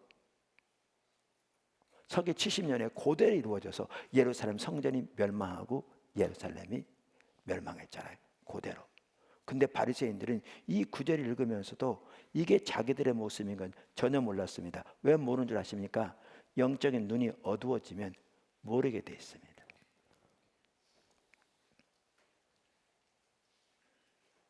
다시 말하면 왜 하나님이 이사야 시대를 두고 이렇게 말씀하신지를 못 깨닫기 때문에 그렇습니다. 그리고 하나님이 의미하신 말을 전혀 이해하지 못하기 때문에 그렇습니다. 한 예를 들면 우리가 자주 살펴본 것처럼 아까 이사야서 1장 40절에 보면 하나님이 1장 4절에 보면 패역한 백성이라고 말하면서 그들이 하나님을 버렸다라고 말씀하십니다. 그러면 이사야 시대는 그 말의 의미를 몰랐습니다. 왜? 안식일, 월삭 그 모든 대회와 절기를 그토록 철저히 지키고 하나님께 그 많은 희생과 번제와 제사를 드리고 그렇게 많이 기도하는데 하나님 버렸다고 그러니까 그랬겠죠. 야 미친놈아, 내가 하나님 버렸으면 이 많은 제사를 드리겠냐 그랬겠죠. 근데 하나님의 관점에서 하나님 버리는 것은 아무리 종교적인 의식이 많다 할지라도 하나님을 알고 존재를 다해 사랑하며 그분의 목적에 온 사람을 동참하며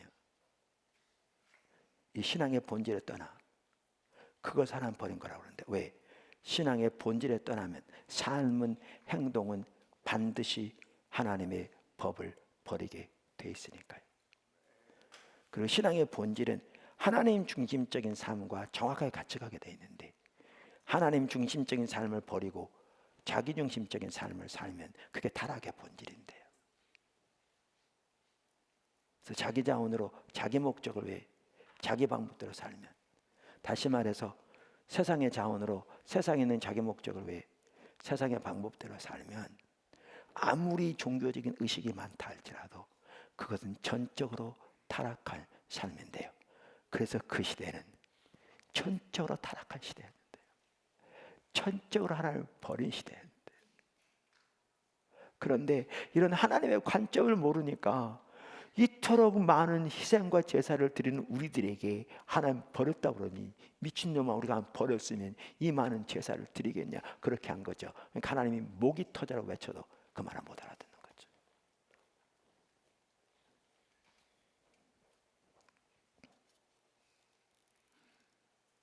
분별력이 가려지니까요.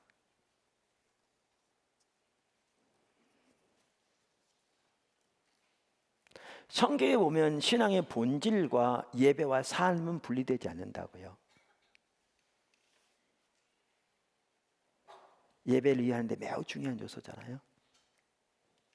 그러니까 우리가 하나님을 알고 우리가 하나님을 존재를 다해 사랑하는 삶이 될 때 하나님의 명령을 따라 순종하는 삶이 같이 가게 돼 있죠. 그리고 그 상태에서 드려지는 예배가 하나님 기뻐하신 예배인데, 신앙의 본질에 떠나면 금방도 말씀드린 대로 종교적인 의식은 남아있을지 모르지만 우리의 삶은 반드시 하나님의 법을 버리게 돼 있죠. 우리 행동은. 그래서 철저하게 우리는 자기중심적인 삶을 살게 돼 있죠. 그런 삶을 살면서, 그래서 하나님의 관점에서 하나님 버린 상태에 있으면서 하나님께 드려진 종교적인 의식이 하나님께 아무런 의미가 없는 거죠. 그러니까 주님이 견디하지 못하신다고 그러는 거죠. 누가 그걸 요구했느냐고. 내 마당만 밟는다고. 이렇게 신앙의 본질에 떠나 삶은 철저히 하나님 법을 버린 상태에 있으면서 하나님께 드리는 제사를 입술로는 나를 존경하되 그 마음은 내게서 멀다, 이렇게 표현하거든요. 왜냐하면 주여 주여 하나님께 그 많은 하나님을 찬양하며 칭송하며 제사를 드릴지 모르지만 실제 행동은 하나님의 법에 대해서 아무런 관심도 없으니까. 이사야 30장이 말한 것처럼 하나님의 길에 대해서는 관심조차 없으니까. 메시지만 하더라도 세상에 자기 필요와 자기 목적을 채워주는 평강의 메시지, 축복의 메시지만 관심이 있고, 하나님의 길을 알아 그 가운데 행함으로 하나님과 동행하고자 하는 하나님의 법에서는 관심조차 없으니까 오늘날 대부분의 성도들이 그렇듯이, 그러니까 입술로는 존경할지 몰라도 마음은 내게서 멀다, 그렇게 말씀하신 거죠. 그러니까 하나님은 성경대로 드리는 그 예배였을지 모르지만 그 예배가 하나님 앞에서는 견디기 힘든 타락한 예배였죠. 왜 하나님이 내게 무거운 짐이라 그러느냐. 제가 늘 말씀드린 대로 한 번은 식사하는데 어떤 분이 저하고 이기스 목사님 좀 식사 같이 대접하고 싶다고 그래서 가까운 데 식당에 갔어요.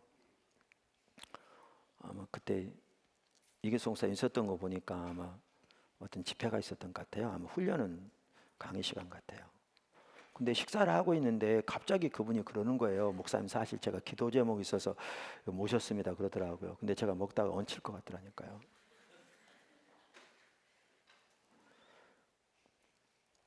제가 목사기 때문에요, 식사 안 사줘도 기도 제목 그냥 말씀하시면 돼요. 왜? 목사니까 당연히 성도의 문제가 저의 관심사고 당연히 기도하죠. 식사 살릴 필요 없어요. 그냥 얘기하시면 돼요. 그것도 충분해요. 그런데 식사 한 끼라도 그게 수단이 되어지면 부담돼요.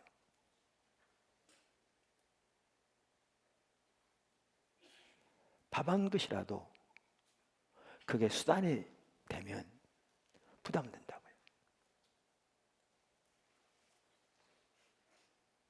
왜 그 당시에 하나님의 관점에서는 하나님을 떠나 있으면서도 많은 종교적인 의식들이 있었는 줄 아십니까? 본인들은 하나님 떠난 것을 몰랐고요. 의식들에서는요, 자기 목적을 위해 살면서 하나님의 목적은 관심 없는 채 자기 목적 이루달라고 많은 종교적인 의식한 거죠. 철저히 타락한 율법주의. 그 종교적인 의식을 통해서 하나님께로부터 자기가 원하는 도움을 받아내려고 하는. 그러니까 주님이 그러지요. 내게 무거운 짐이라 다 부담된다. 하나님의 법에 대한 관심도 없이 하나님의 관점에서 보면 철저하게 하나님을 떠나 있었고요. 하나님께 드린 예배가 하나님의 견디하지 못하신 예배였습니다. 지금 설명드리면 이해하겠죠. 근데 그들은 참다운 신앙이 무엇인지, 참다운 예배가 무엇인지 하나님의 관점이 가려져 있었기 때문에 아까 여러분이 그렇게 생각했듯이 나름대로 그렇게 신앙생활 잘하고 있는데 이게 왜 성경대로 드리는 예배가 이토록 타락한 예배라고 책망하는지, 우리가 이토록 많은 종교적인 의식을 하는데 왜 소돔 백성 고모라의 백성이라고 자기들을 책망하는지 이만큼도 이해하지 못했으니까 하나님이 목이 터져라 외쳐도 못 알아듣는 거죠. 못 알아듣는 거예요.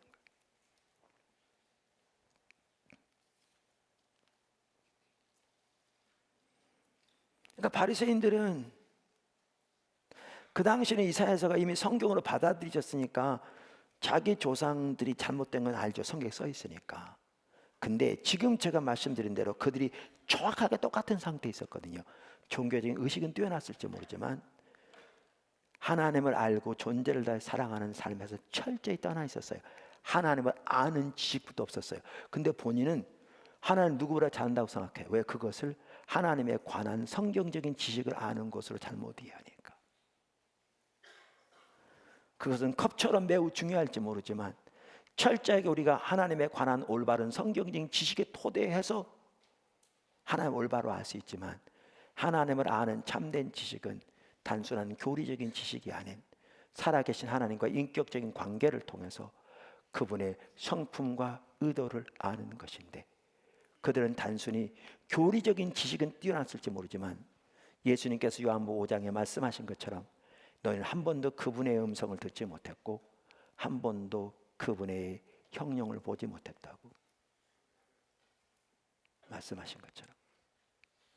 그리고 그들은 그렇게 하나님과 어떤 친밀한 교제도 없었기 때문에 그 시대를 향한 하나님의 목적 자체를 몰랐죠. 그래서 예수님께서 너희가 천기는 분별할 줄 알면서 이 시대의 표적은 분별할 줄 모른다. 그래서 그들은 자기들이 전통적으로 내려오는 교리적인 지식에 기초한, 전통에 기초한 삶을 사는 가운데 자기들이 가지고 있는 지식 가지고 예수님을 대적하고 판단했지만 그들은 그들이 기다리던 메시아가 이 땅에 오셔서 성경에 예언된 인류의 구속을 이루고 계셨는데 그들은 하나님을 섬긴다고 하면서 그 예수님을 대적하는 일에 앞장섰죠. 그리고 그들의 예배 또한 이렇게 그래서 그들의 삶은 철저하게 하나님의 법을 길을 버리고 세상의 방법으로만 가득해서 너희는 저들을 하는 말은 반드시 행하되, 예수님 자기 제자들에게 저들의 행위는 본받지 말라. 저들은 말만 하면 행치 않는다. 그러면서 마태복음 23장에 그들이 철저하게 얼마나 타락한 세상의 방법대로 살아가는가 말씀하셨죠. 근데 그들을 그토록 책망하신 말씀은 오늘날의 교회에서는 죄도 되지 않을 만큼 오늘날의 교회는 그 시대보다 훨씬 더 심각한데도 우리는 그 사실을 전혀 인식조차 못하고 있지요. 이 시대에.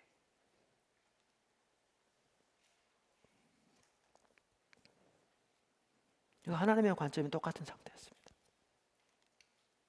의식만 남아있는, 뭐가 참된 신앙인지도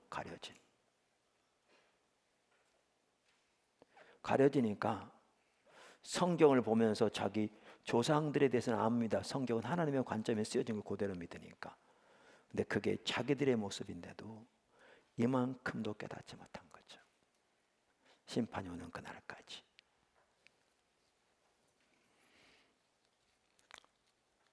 신앙이 타락하면 이렇게 됩니다.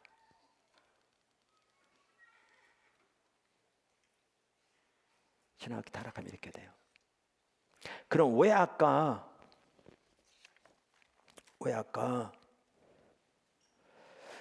영적 순환에 대해서 말하면서 그 중간에 하나님의 다림줄이 있느냐 하면요, 우리 신앙의 모든 면에서 그렇지만 이 영적 순환을 올바로 이해하기 위해서도 하나님의 다림줄의 관점에서 이해가 된다는 게 저게.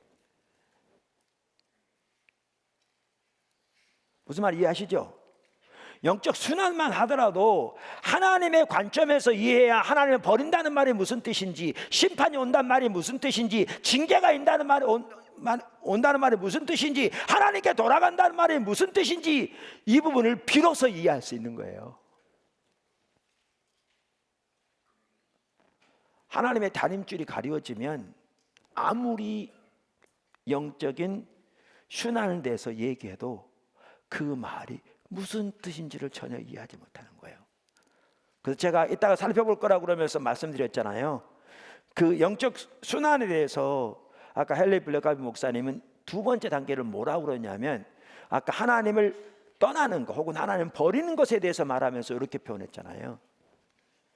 하나님의 백성들은 하나님을 떠나 하나님의 임재와 하나님의 목적과 그리고 그의 길을 대신할 대체물로 향하는 경향이 있다.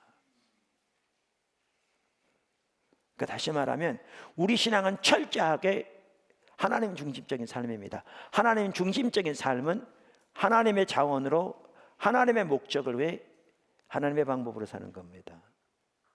그리고 이 삶을 살 때 하나님의 생명의 은혜가 넘칩니다. 그런데 신앙이 타락하면 어떻게 되느냐? 하나님의 자원 대신에 세상의 자원, 자기 자원을 의지하게 돼 있고, 하나님의 목적 대신에 자기 목적을 위해 살고, 하나님의 방법 대신에 자기 방법, 세상의 방법을 위해 살아갑니다. 그럼 이렇습니다. 아까 말한 대로 이 내용이 뭐냐? 아무리 종교적인 의식이 많다 할지라도 이분은 하나님의 자원이라는 말 대신 하나님의 임재라는 말을 썼는데, 하나님의 임재, 하나님의 목적, 하나님의 길 혹은 방법을 대신할 대체물로 향하는 게 뭐냐? 그게 하나님 버린 거란 얘기입니다. 하나님의 다림줄에 가면,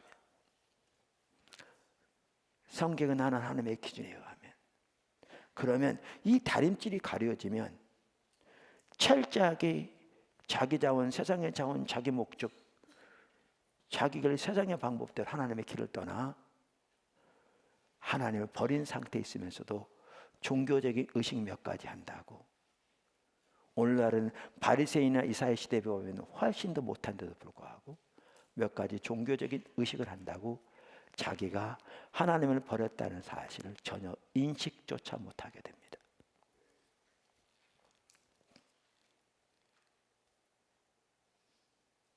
그리고 하나님을 버리면 하나님이 사랑하시기 때문에 하나님의 징계를 보내시는데, 이 책에 보면 이제 그런 내용도 나오거든요. 하나님 징계. 그러한 하나님의 징계가 하나님의 백성들 삶 속에 가득한데도 불구하고 그게 하나님의 징계라는 사실도 인식하지 못하게 됩니다.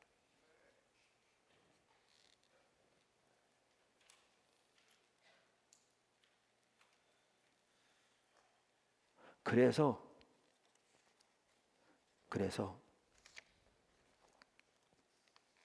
영적 순환을 이해하는 데 있어서도 뭐가 핵심이냐면 하나님의 다림줄이 핵심입니다. 그래서 저 도표 중간에 하나님의 다림줄을 그려놓은 겁니다.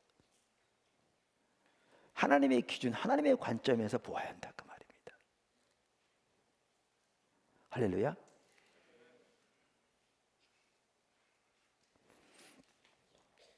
그래서 이 부분은 여러분들이 잘 기억하고 계시길 바랍니다. 왜냐하면 앞으로도 그 부분을 이렇게 쭉 여러 부분을 다룰 때 저 부분을 기억하고 있으면 훨씬 이해하기가 쉽고요.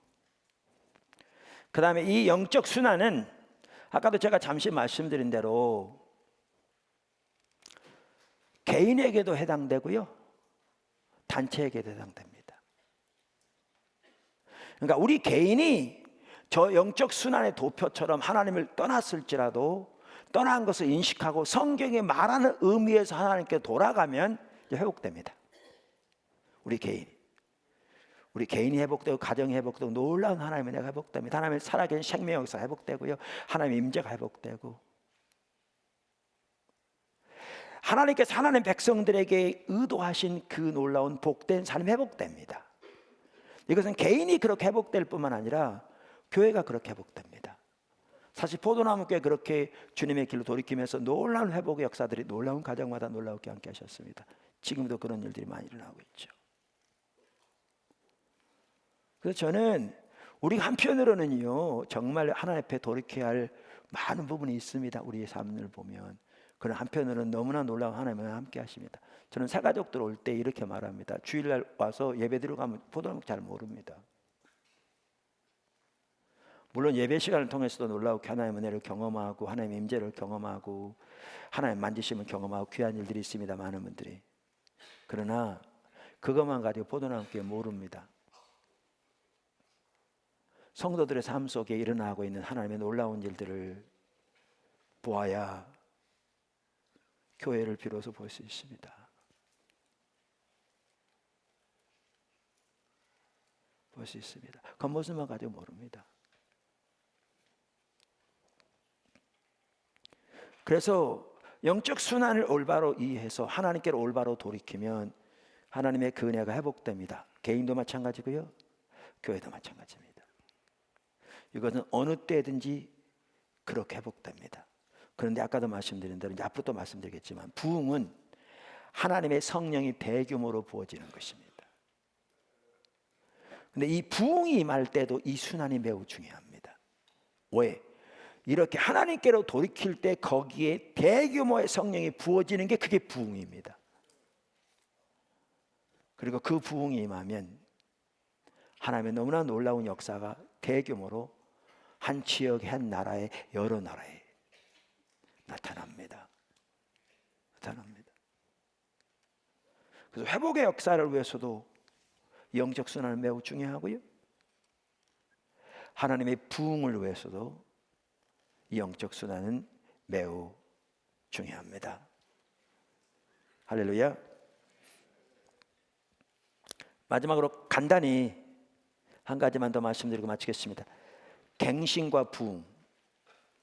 그러니까 하나님의 부흥을 이해할 때, 물론 다음 시간에 살펴봐도 되는데 제가 일부 예배 때는 언급 못했습니다만은 살펴봐도 되는데 간단히 이렇게 용어를 정리할 필요가 있어서 간단히 언급합니다. 갱신과 부흥. 여러분, 사람들마다 부흥을 다루는 많은 사람들이 공통적으로 동의하는 게 뭐냐면, 부흥은 두 단계로 옵니다. 부흥은 하나님의 교회 안에 먼저 옵니다. 하나님 백성들 가운데 먼저 옵니다. 그것을 사람들이 일반적으로 갱신이라고 부릅니다. 영어로 renewal이라고 부릅니다. 근데 헨리 블랙가비 목사님은 그거를 부흥이라고 부릅니다. 리바이벌이라고 부릅니다. 리바이벌은 라틴어로 말하면 다시 살다는 말이거든요. 그래서 교회가 다시 살아나는 역사가 있다고 해서 그걸 리바이벌이라고 부릅니다. 한편으로는 일리가 있는 말입니다. 그럼 부흥은 교회 안에 먼저 오는 건데, 이제 하나님께서 강력하게 역사하시고 임재하셔서 이것이 교회 밖으로 흩어가는 게 뭐냐, 그거를 아까 말한 대로 부흥이라고 합니다. 그럼 어떤 일이 있냐면, 하나님의 임재가 교회 안에뿐만 아니라 사회 전체를 가득하게 임해서 교회 밖에 있는 사람들에게까지 영향을 미치는 겁니다. 대규모로 주님께 돌아오고요, 구원받는 사람들이 놀라웠게 늘어나고요, 때로는 술집들이 문을 닫고 그 사회 전체에 영향을 미치게 되고, 어떨 때는 그 사회 국가의 한 세기, 1세기에 거치도록 영향을 미치고요, 어떨 때는 사회 변혁이 일어나는 거죠. 범죄율이 줄고 도덕적인 수준이 높아가고, 이것을 부흥이라고 부릅니다. 그런데 아까 교회 안에 임하는 그 부흥을, 그 갱신을 부흥이라고 부른 분들은, 이분 같은 경우에는 교회 밖에까지 미치는 이 부흥을 대각성이라고 부릅니다. awakening이라고 부릅니다. 그러니까 뭐라고 부르든 상관없이 부흥은 두 단계로 옵니다. 첫째는 교회 안에 오는 겁니다. 그것을 많은 분들은, 저도 그렇게 부릅니다만, 갱신이라고 부르고요, 이제는 이 역사가 교회 밖 사회까지 미쳐서 안 믿는 사람들에게까지 그 사회 전체에 큰 하나님의 영향을 미치는 것을 부흥이라고 부릅니다. 그래서 여기서 중요한 게 있습니다. 교회 안에 하나님의 놀라운 역사가 먼저 나타나지 않으면 밖에 나타날 수 없습니다.